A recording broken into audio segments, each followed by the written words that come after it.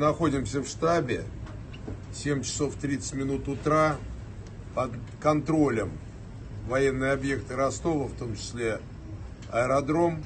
Halo Pedikers. Presiden Vladimir Putin dan para petinggi militer Rusia mendapat kejutan yang tidak menyenangkan baru-baru ini. Pemimpin tentara bayaran Wagner Group, Yevgeny Prigozhin, dengan emosional menyatakan akan bertempur melawan angkatan bersenjata Rusia. Ia menyebut tindakannya ini sebagai pembalasan atas serangan terhadap sejumlah besar pasukan Wagner yang ditudingnya dilakukan oleh militer Rusia. Lantas, mampukah para pasukan Wagner menghabisi militer Rusia? Mari kita bongkar. Раз меньше. Они пришли сюда добровольцами и умирают за то, чтобы вы жировали в своих кабинетах с красным деревом. Учтите это! Situasi di Rusia memanas setelah pemimpin kelompok tentara bayaran Wagner Group, Yevgeny Prigozhin, membelot dari Rusia. Prigozhin bahkan mengklaim pasukannya telah memasuki Rusia untuk menyingkirkan pimpinan tertinggi negara tersebut. Dilansir dari situs CNN.com, hal ini disebut bermula dari pernyataan Prigozhin yang mengklaim militer Rusia menyerang kamp Wagner dan membunuh sebagian besar anak buahnya. Ia pun bersumpah untuk membalas dan menghancurkan militer Rusia. Wagner Group secara resmi disebut sebagai Private Military Company Wagner. Kelompok tentara bayaran ini pertama kali diidentifikasi pada tahun 2014 saat mereka mendukung pasukan separatis pro-Rusia di wilayah timur Ukraina. Di luar konflik Ukraina, kelompok ini dilaporkan mengambil bagian dalam konflik di seluruh dunia, termasuk perang saudara di Suriah, Libya, Republik Afrika Tengah, dan Mali. Pada saat itu, mereka adalah organisasi rahasia yang beroperasi sebagian besar di Afrika dan Timur Tengah. Dilansir dari laman BBC.com, awalnya Wagner diperkirakan hanya memiliki sekitar 5.000 tentara yang berasal dari veteran pasukan khusus dan tentara elit militer Rusia. Namun sejak awal berdirinya, Wagner Group telah berkembang pesat. Kementerian Pertahanan Inggris bahkan memperkirakan saat ini Wagner telah memiliki 50.000 personil. Mereka meyakini sebagian besar dari jumlah tersebut telah diterjunkan ke Ukraina untuk melakukan invasi. Pejabat Gedung Putih juga memperkirakan sebanyak 40.000 dari 50.000 tentara yang memperkuat Wagner berasal dari penjara-penjara di Rusia. Setelah banyak tentara Rusia terbunuh di Ukraina, Prigozhin diizinkan untuk merekrut tahanan. Dia secara pribadi mengunjungi banyak penjara untuk menjanjikan para penjahat yang dihukum bahwa mereka akan dapat pulang dengan bebas dan hukuman mereka dihapus. Seiring dengan semakin panasnya peperangan, Wagner mulai memperluas kriteria anggotanya, yakni merekrut siapa saja yang bersedia membunuh untuk mereka. Meski begitu, jumlah tentara Wagner diperkirakan mengalami penurunan yang signifikan, lantaran sebanyak 9.000 lebih prajurit gugur dalam invasi di Ukraina. Di sisi lain, sebanyak 20.000 tentara bayaran di bawah komando Yevgeny Prigozhin juga mengalami luka-luka akibat pertempuran tersebut. Tetapi, ketika invasi Rusia tersendat, Prigozhin menjadi semakin kritis terhadap kepemimpinan militer Rusia. Hubungannya dengan Kementerian Pertahanan Rusia juga memburuk, dan Prigozhin dilarang merekrut lebih banyak tahanan pada awal 2023. Dia juga menolak pemerintah dari Kementerian Pertahanan Rusia untuk menandatangani kontrak yang akan menempatkan Wagner langsung di bawah kendalinya.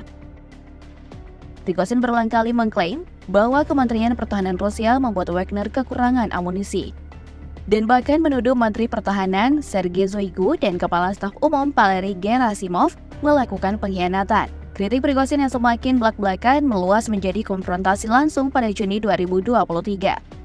Ketika dia menuduh militer Rusia menyerang pangkalan Wagner di Ukraina, para pasukan Wagner kemudian menyeberang dari wilayah Ukraina ke Rusia dan berhasil merebut situs militer utama di Rostov, sebuah kota Rusia Selatan dekat perbatasan.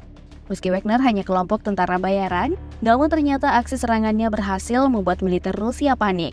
Lantas sebenarnya seberapa kuatkah pasukan militer milik Rusia? Dalam catatan situs pemeringkat kekuatan militer dunia, Global Firepower Rusia berada di urutan kedua dunia, dengan total pasukan militer sebanyak 1.330.900 personil, dan yang aktif diperkirakan sejumlah 830.900 personil. Selanjutnya mari kita lihat perbandingan kekuatan udara dari kedua kubu ini. Dari kubu Rusia, negara yang dijuluki beruang merah ini telah beberapa kali memperlihatkan kepada dunia bagaimana kekuatan udara mereka yang memang tidak main-main. Angkatan Udara Rusia diperkuat dengan total 773 pesawat tempur dan 744 unit pesawat serbu. Kemudian ada 524 unit pesawat latihan, 444 unit pesawat angkut, dan 147 unit pesawat misi khusus.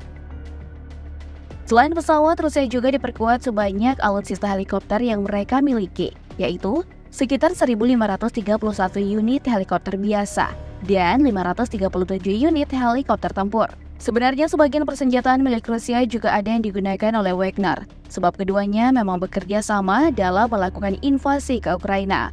Wagner diketahui memiliki berbagai tank, senjata, dan peralatan pertahanan udara yang disediakan untuk berperang di Ukraina. Menurut Kementerian Pertahanan Amerika Serikat, Wagner juga punya berbagai senjata berat sendiri seperti peralatan pertahanan udara, termasuk rudal Pantsir SA-22.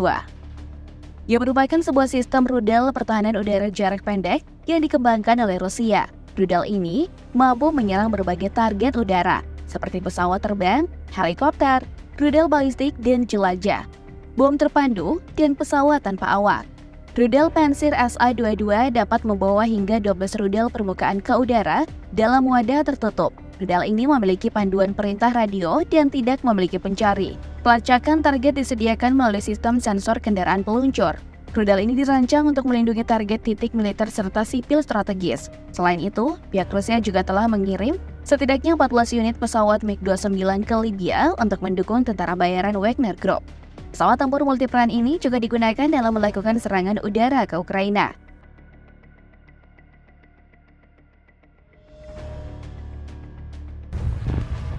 Dari sisi Rusia sendiri, salah satu kekuatan terbesarnya adalah deretan alutsista angkatan darat yang sangat mematikan. Hal ini terlihat dalam invasinya ke Ukraina yang membuat negara tersebut porak-poranda. Masih dilansir dari laman Global Firepower, Angkatan Darat Militer Rusia dilengkapi dengan kendaraan tempur berupa tank sebanyak 12.566 unit. Dalam melakukan invasi ke Ukraina, diketahui pihak Rusia menyumbangkan banyak tanknya ke pihak Wagner. Tank tersebut adalah jenis T-62 yang sebenarnya telah lama dipensiunkan. Selain tank, kendaraan tempur lapis baja juga merupakan salah satu alutsista utama Rusia dalam melakukan peperangan, di mana militer Rusia mempunyai kendaraan lapis baja sebanyak 151.641 unit. Dari sekian banyak kendaraan lapis baja tersebut, diketahui pasukan Wagner menggunakan jenis AMN 590951 yang merupakan kendaraan lapis baja paling standar yang dimiliki oleh Rusia. Kekuatan darat yang juga dimiliki oleh Rusia yaitu artileri derek sebanyak 4.336 unit, artileri otomatis 6.575 unit, serta pelontar roket sebanyak 3.387 unit.